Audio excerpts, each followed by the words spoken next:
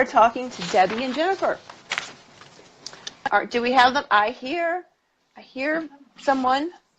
Do we have them? Yeah. Hi. Hi, ladies. How are you? Good. How are you? Good. It's good. It's good to see you from the computer. Good to see you. So I'm just gathering my wits about me over here, getting back in my seat a little bit and pulling up things.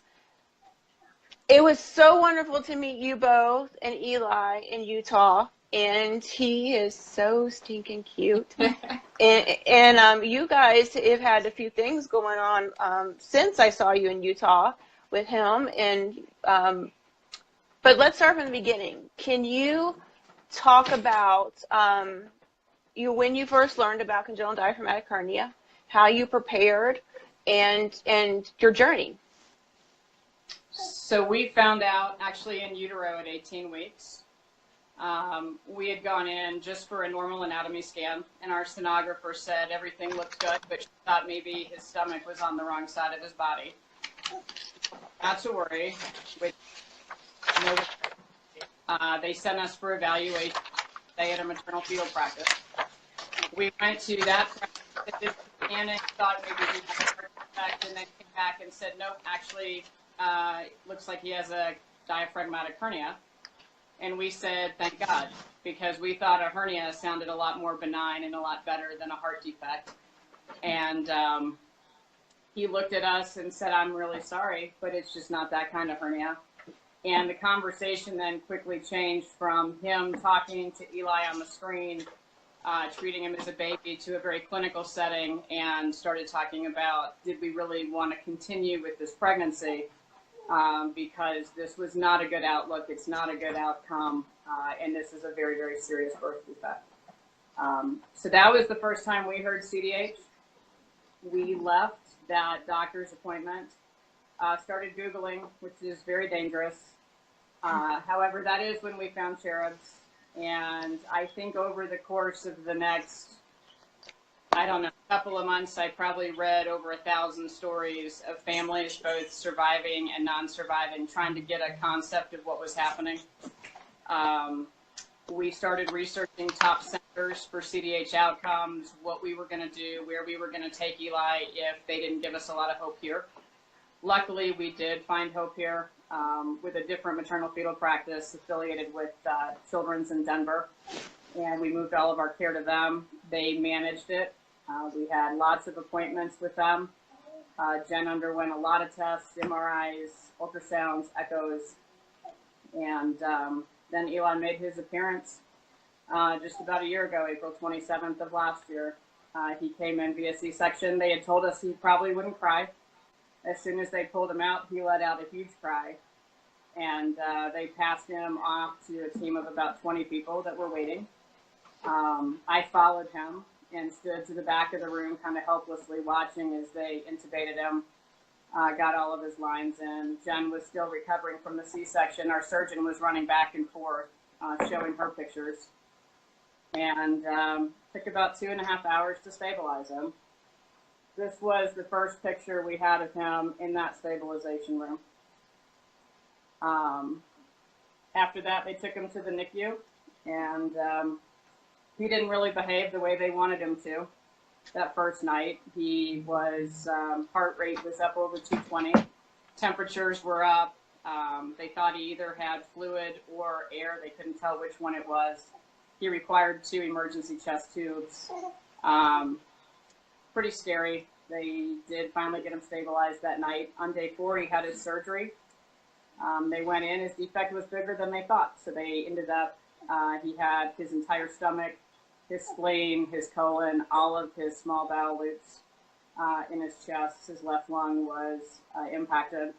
He had some pulmonary hypertension, and his heart was actually up under his right armpit at that point. So they did the surgery, and then after that, it was 7 weeks of taking care of him, watching him recover, a couple steps forward, a few steps back, harrowing times.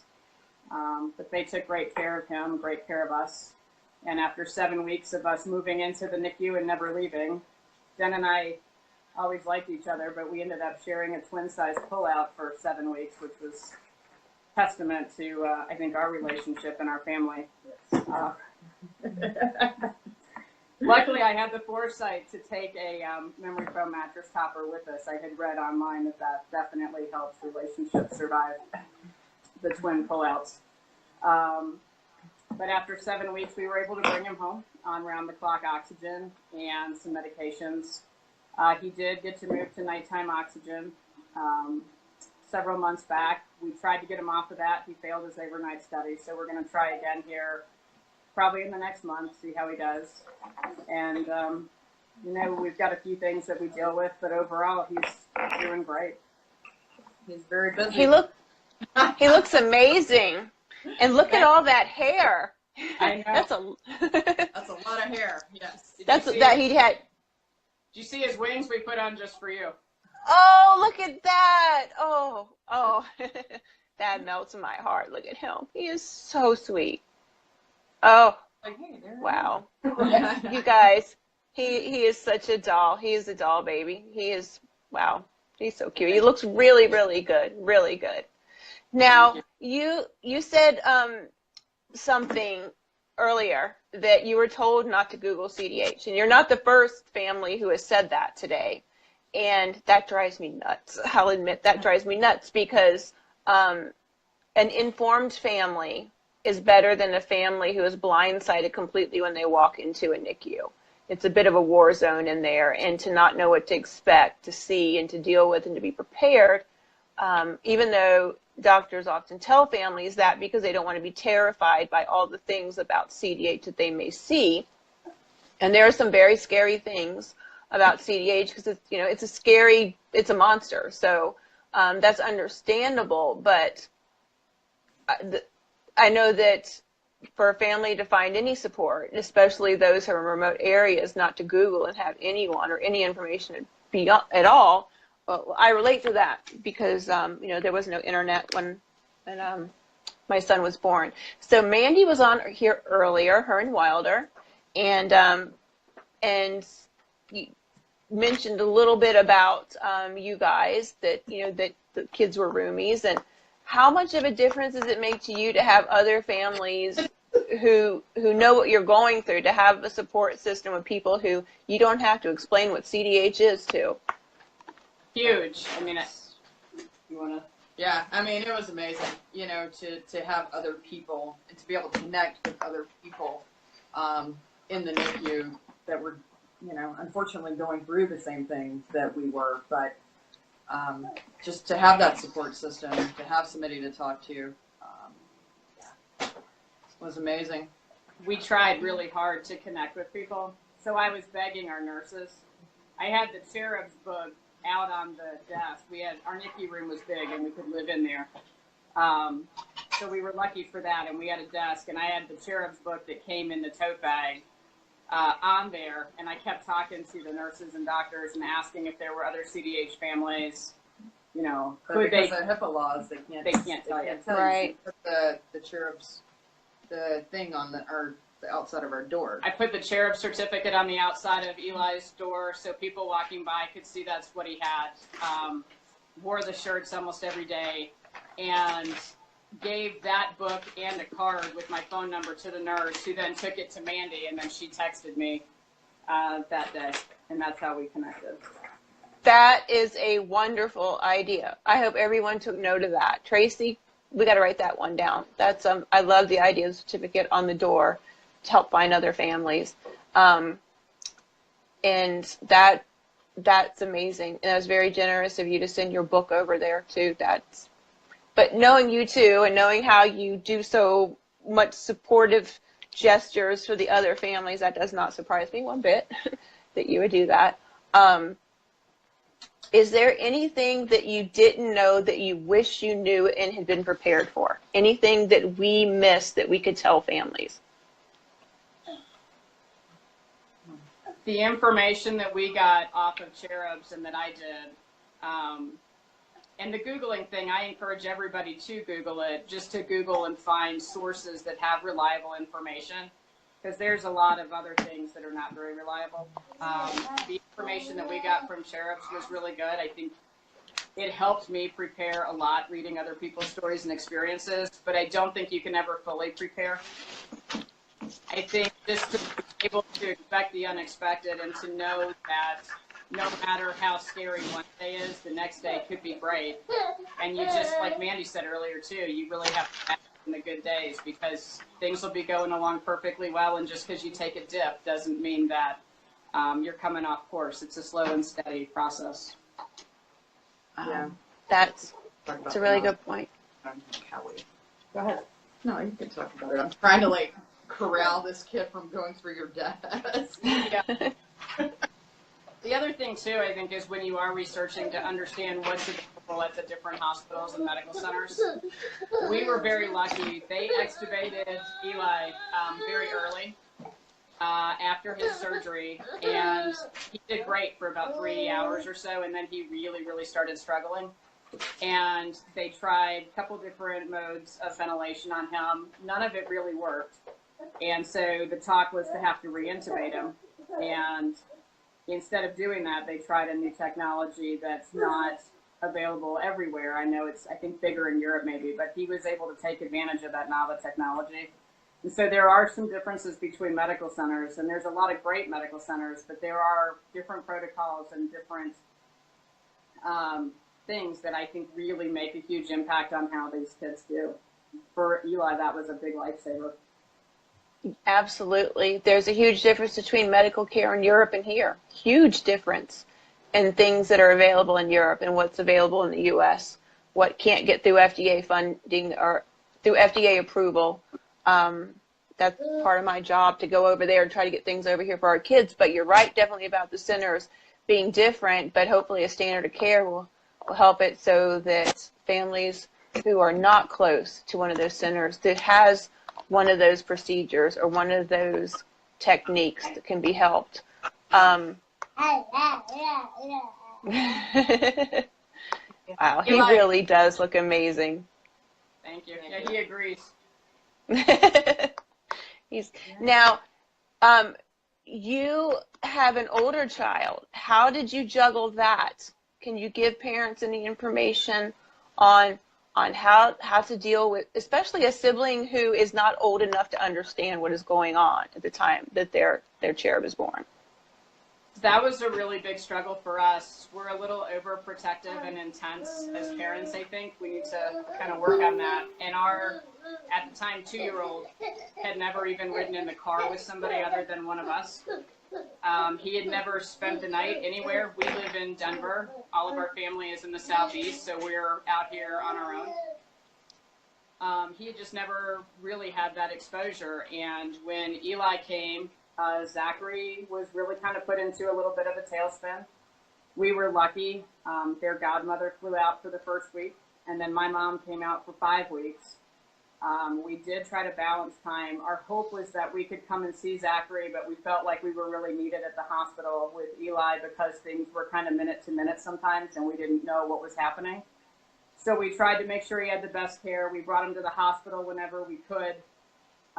We tried to explain things. He had a book that was given by Child Life that showed the machines. And even now, he'll look at a baby in the hospital and say, that's like Eli. So they really kind of helped us bridge that gap. And then we gave him new toys when he would come to the hospital to play that would keep him occupied. They were from Eli, so he wasn't as jealous about the time. It's kind of an exciting thing. But it was hard. There were a lot of nights we'd come home and put him to bed. And then we'd leave and get back up to the hospital at 11 p.m. or 1 a.m. and make sure we spent the night there and had rounds. And that juggle is hard, and I think it's been hard for him. But he's done well with it. We've had a few things to deal with on the backside, but you just do the best you can. And I think at that age, you hope that, you know, your child won't really remember a whole lot of that as they get older too. I think if you have older kids, it might be a little more difficult. Yeah. Right. Thank you for that. What you guys talked about while I was gone, I had to go drop him off. He's a little edgy right now, but yeah, I mean, I think Zachary's dealt with it as best he could in his 3-year-old mind, but it's definitely been hard on him and just transitioning. Well, thank you for giving us that information. I'm certain that it will help ease the minds of other parents currently in the hospital who are just trying to do the best that they can too, with toddlers or older kids, and doing the CDH shuffle, as it seems, with all the kids. Now, you guys were at our conference in Utah, Yep. and it was great to meet you there. It was great to meet you. And can you give the viewers who are CDH families a little bit of information on reasons to go to the conference, on why they should go and how important it is to be in a place where you're surrounded by other people who do get it, and the benefits of being there? Just the community of that.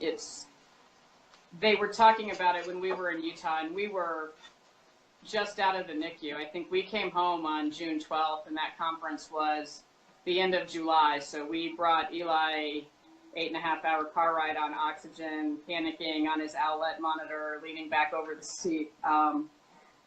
So it was a little bit fuzzy, but I remember at the time the phrase, the loneliest diagnosis. Mm-hmm. And I think it is, because so many people don't understand it, and because they do look so good, and because it's just not something that people hear about, and the word hernia can be a little misleading sometimes. That being able to be around people that understood why we were nervous, that understood, what our situation was, that kind of gave us some insight into what to expect maybe going forward. And just knowing that we have those resources and forging those friendships face to face, for me, was huge. Yeah. I mean, I think some people just think that like once the surgery's over, everything's fine, right? The baby's fine. There's nothing to worry about. Looks like a good, healthy kid. And people that haven't been through it, you can't expect them to understand that. So it's just nice to be around people that do get it, and realize that, it'll be a constant thing throughout his whole life that we'll deal with. And for Eli too. I mean, being able to meet other kids that are close to his age and a little bit older, and being able to stay in touch with those families will give him a support system that we can understand the vantage point and the viewpoint from a parent, but not from being the child growing up that way. Mm-hmm. And that's a huge thing for us, I think, to be able to provide for him, is that foundation going forward. Right. Wow. Is there anything else that you all would like to add? We have about 1.5 minutes left, and you've given some great advice to families on coping with CDH and good information, and I really appreciate that. Is there anything else you'd like to add? I would just frankly like to thank you and the charity for everything, because it was very scary going through that. And I was thinking about that today. This time last year, we were a week away from delivering Eli, and it was terrifying. And this support and the friendship and the love and the resources that I personally have gotten, that our family has received, has just been overwhelming, and our gratitude for you and what you guys do every day is just unmatched, and we can't thank you enough for what you do. Thank you. That's very sweet. Thank you both very much. We're a pretty good team here at CDH International. We've got some good people over in our cherubs division, and I'm very proud of everyone. Thank you for that. It was wonderful to see you again. Hope to see you again soon. Though Eli's going to be so much bigger next time I see him. I'm not going to recognize him. Barely recognize him now. He's grown so much. But we will talk soon. Thank you both so much. Have a great day. Thanks. You too. Bye-bye. Bye. Bye-bye. Okay. So we are going to do another celebrity video, and then we have a special guest.